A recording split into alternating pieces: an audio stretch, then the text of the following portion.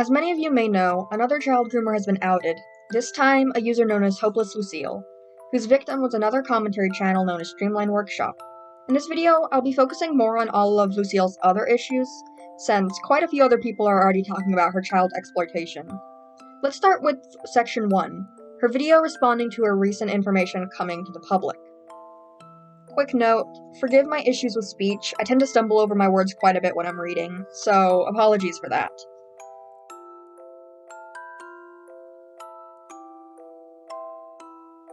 Before we start this session, I'd like to address the obvious. My name isn't and never was Sam nor Max. The reason I was called by either of these names was that at first everyone knew me by the character Sam, who was a skeleton. That was a carbon copy of Sans the skeleton, except that he wore a blue wig. Max was a nickname closest to my real name, and as a bonus, it was also unisex.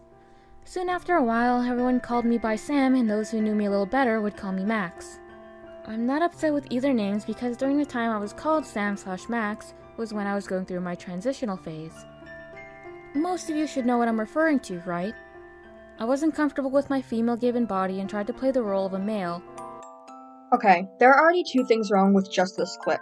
First, she spends 45 seconds talking about her old nicknames when she could just say, "Hey, can you call me Lucille, please?" Next, she words her trans phase in a transphobic way. Tried to play the role of a man. That's not what trans people do, they're not playing a role, they're just being authentic to themselves. Also, not sure why she needed to add that remark, considering this video is about child grooming, not her believing that at one point she was trans. During this point, I was quote-unquote dating Streamline Workshop, and for the sake of this video, I'll be calling her Iris. Another two issues. First of all, her saying that she was only quote-unquote dating Streamline Workshop, despite later in the video confirming that they were in fact in a relationship. The next issue is the fact that she's using Streamline's real name. It's clear she did not ask for consent to use her name, and depending on if Streamline has shown her name before, this is at best simply disrespectful, and at worst, her actually doxing Streamline. Wait, did I air quote just now? Throughout the entire video, she does this stupid roleplay thing. She treats the fact that she groomed a 15-year-old like it's just some game. So, I will be clipping this down a lot, but I just want you all to be aware that she is not taking the situation nearly as seriously as she should be. So instead of calling me Sam or Max, the possible predator, how about you call me Lucille or Lou instead? Calling someone by a dead name isn't very polite and, quite frankly, embarrassing. Which brings me to my first argument. This clip once again has two issues. Not only is she trying to claim she's being dead named despite her being cisgender, she's also trying to link her old nicknames to an entirely different person and identity as a way of trying to look more innocent. Lucille is still the person who groomed Streamline Workshop, no matter what name she was going by at the time.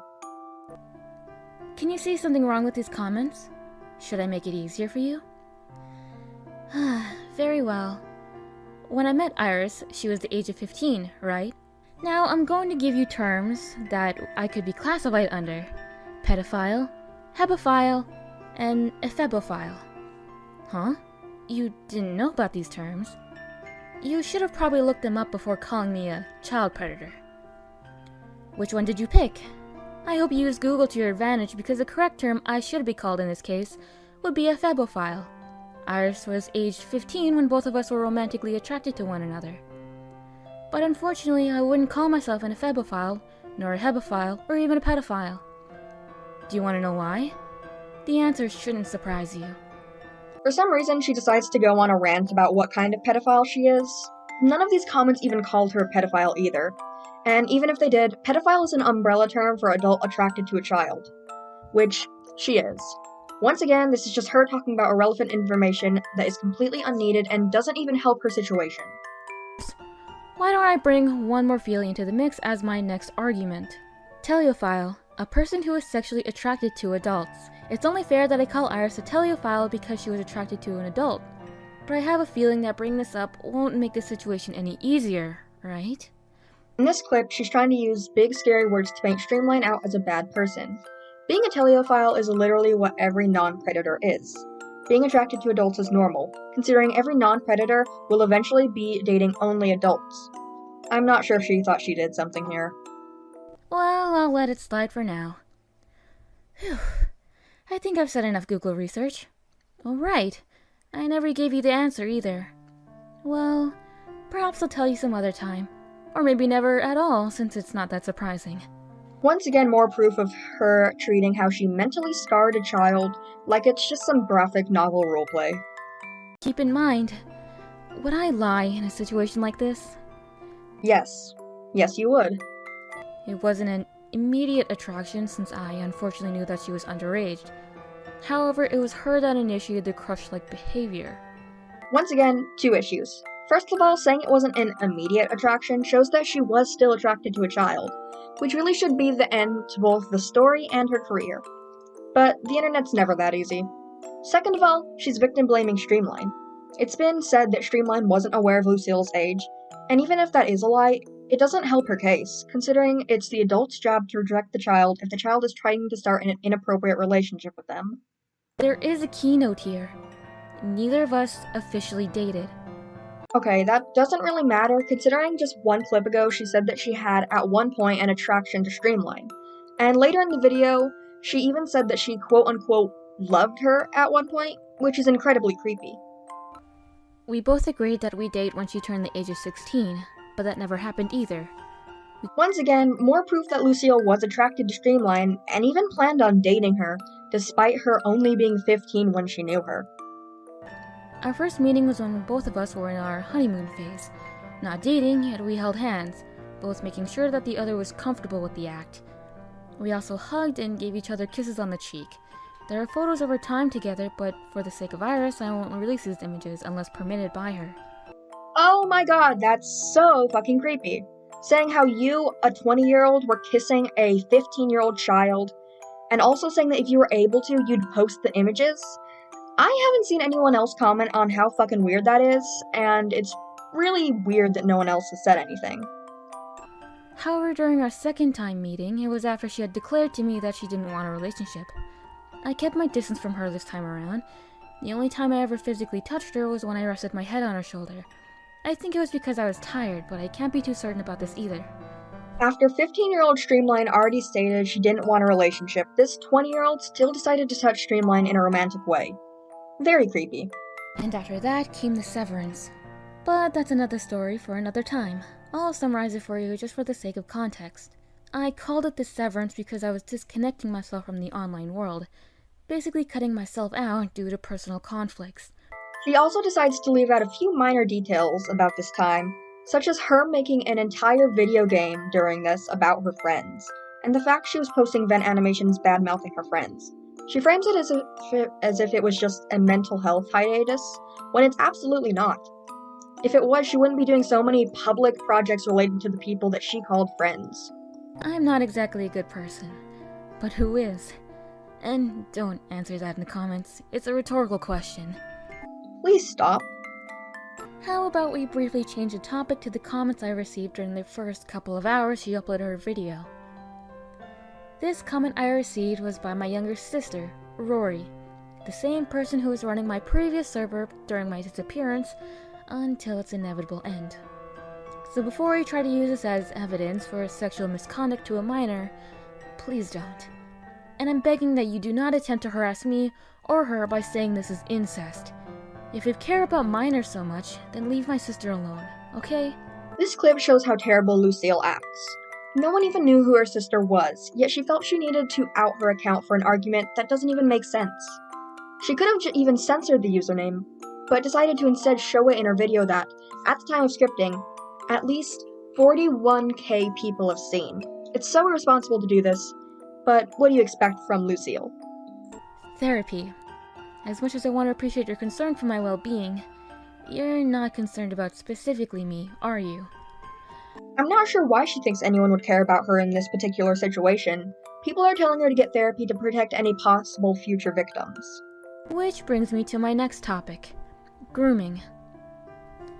Unfortunately, I can't say whether or not I have groomed Iris because it wasn't my intention to groom her. Just because it wasn't her intent does not exempt her from the fact that she did groom and scar Streamline Workshop. People were claiming that they were not attacking me, but aggressively giving me advice and calling me out about how I supposedly groomed Iris. My response wasn't well thought of as it was spur of the moment, but my statement still stands. Think of it like this. When you see someone physically being harassed, whether it is sexual or not, what would you do? You would immediately call the police and not get involved personally, right? As any normal human would do. You saw me as a potential predator and thus start to act on your own accord, telling me rather aggressively that I should seek help and admit to my wrongdoings. But there's something wrong here. You didn't call the police. You actively went out of your way to expose me for the things I have supposedly done or am doing. But I'm skeptical if there will be police involvement. Not because I don't think I got away with it or that Iris doesn't deserve to be given proper justice, but because... No. I shouldn't talk about myself since you'd all think it'd be manipulative of me to bring up my past experiences, right? This argument is overall very poor. She had to know that only the victim can file a report, and that, thankfully, no sexual assault was involved, so that, unfortunately, nothing would happen if a report was filed. So instead of trying to make an actual argument, she simply tries to shame the viewers. Loaf. Reminds me of home at Mom's. Please stop trying to be quirky. It's not working. Child predators aren't quirky. Note that she has blurred the names for privacy reasons. How thoughtful of her. Some creepy manipulation tactic to try and appear like she's a nice person by complimenting her victim, when she's in fact a horrible one considering all the points that I've covered so far and will cover further into this video. This was incredibly rude of me, and I'm surprised that Iris didn't blur out the person I was talking about. As his best friend, I am personally offended due to the fact that she made this public. My best friend has mental issues, just like any other normal person, and ranting about him to someone who barely knew him was starting to paint him in a bad light. To my best friend, if he's watching, I'm sorry for talking about you like this. As your friend, I should have kept this information private between us, so I hope you can forgive me. Several issues in this clip. First of all, obviously, Streamline's issue with her evidence to not blur out segments irrelevant to her argument. But this video isn't about Streamline, so we'll skip over it as it's not relevant to my video. Next, the fact that Lucille phrases it like having mental issues is a normal thing, and thus not something needing assistance. However, this is just not true. Mental illness should be treated and not romanticized like this. And finally, in the video addressing how she groomed a child, she doesn't once apologize to the child in question, but she instead apologizes to someone completely irrelevant to the situation. There's so much more I want to talk about, but unfortunately, if I lose my composure or show signs of snapping or weakness, you'll probably think that you've won, right? Guilt-tripping and her even admitting that this is a game to her, saying how there is a winner and a loser in the situation, when everyone knows that there's not. The truth is, I didn't like or love Iris because she was a minor. It was because I genuinely liked her as a person. She's the type of person to give rather than to take. She always put everyone else's needs in front of hers, and kept her problems to herself because she believed it was her fault and that she was the only person who could take responsibility for her own problems. Ending this section on a yucky note, Lucille still talks about Streamline like she has feelings for her, despite the fact that Lucille has a boyfriend. And I believe Streamline is still a minor, 17 to my knowledge. At best, I'm wrong, and Lucille is simply infatuated with Streamline, who's an adult, despite having a boyfriend. And at worst, she's still infatuated with the minor that she groomed, despite having a boyfriend. Neither of these are good options, and both are very unsettling.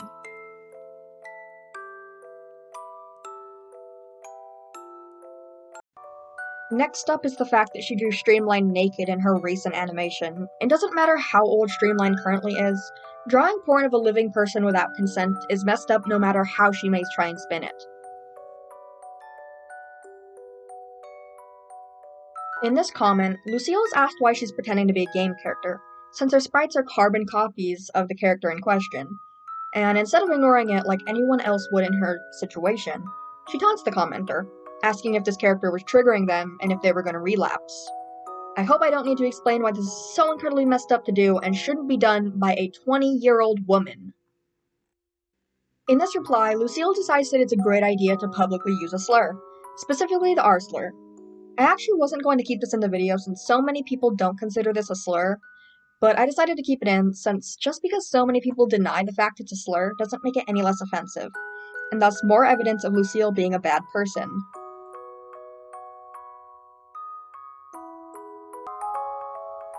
Basically, Lucille is a terrible person who should leave the internet until she realizes how bad she is. and especially should not be allowed to snake into the VTuber community like she's trying to do. She shouldn't be allowed to hide until she is issued a true apology, and even then she should stay off the internet to get therapy for her attraction to children. In short, stay away from h0peful Lucille.